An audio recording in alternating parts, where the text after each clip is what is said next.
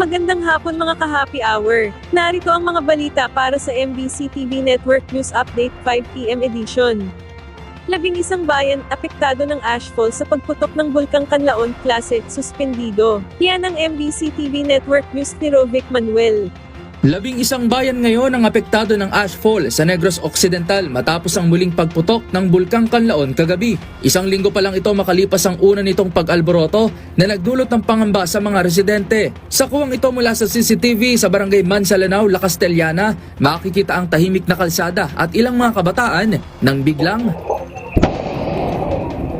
makikita ang mga residenteng naglabasan sa kanilang tahanan at ilang mga kabataang tumakbo matapos ang narinig na magsabog bandang alas 7 kagabi. Ito na pala ang moderately explosive eruption ng Bulkang Kanlaon. Sa isa ring kuha na ito mula sa isang drone, makikita naman ang kapal na abo sa kalsada na dulot ng pagsabog. Dahil dito, ilang mga barangay sa mga bayan ang kasalukuyang minomonitor at pinag-iingat dahil sa panganib na dala ng ashfall.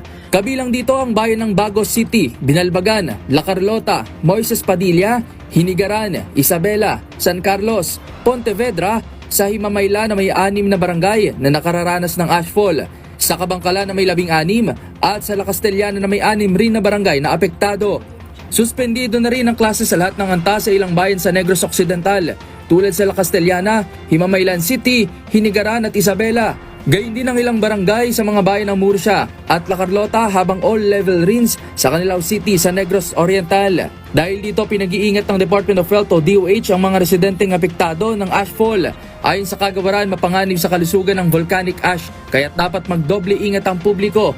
Pinayuhan rin ang lahat na magsuot ng face mask o maaaring gumamit ng basang tela upang masala ang maliliit na particles na maaaring magdulot ng iritasyon sa ilong, lalamunan at baga. Mahigpit din ipinapaalala na iwasan ang paglapit sa permanent danger zone ng bulkan dahil mas mataas ang konsentrasyon ng nakalalasong usok at abo sa mga lugar na malapit dito. Para sa MBC TV Network News, ito si Rovic Manuel ng DZRH TV, una sa Pilipinas, una sa Pilipino.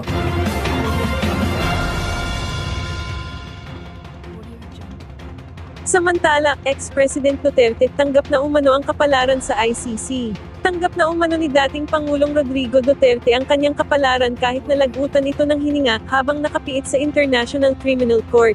Ayon sa Legal Defense Counsel nito na si Nicholas Kaufman na kanyang ibinahagi sa kanyang kliyente ang ilang mga kaganapan nang magsimula ang confirmation of charges. Dagdag pa nito na tila hindi nagkaroon pa ng interest ang dating Pangulo na isulong ang kanyang kaso. Inatasan na lamang nito si Kaufman na gawin na lamang ang kanyang trabaho dahil nagawa na niya ang kanyang tungkulin at nag-iwan ng legacy sa bansa. Magugunitang sa huling araw ng confirmation of charges ay hiniling ni Kaufman na dapat ay palayain na ang dating Pangulo dahil walang bigat ang mga ebidensyang ipinaparatang sa kanya.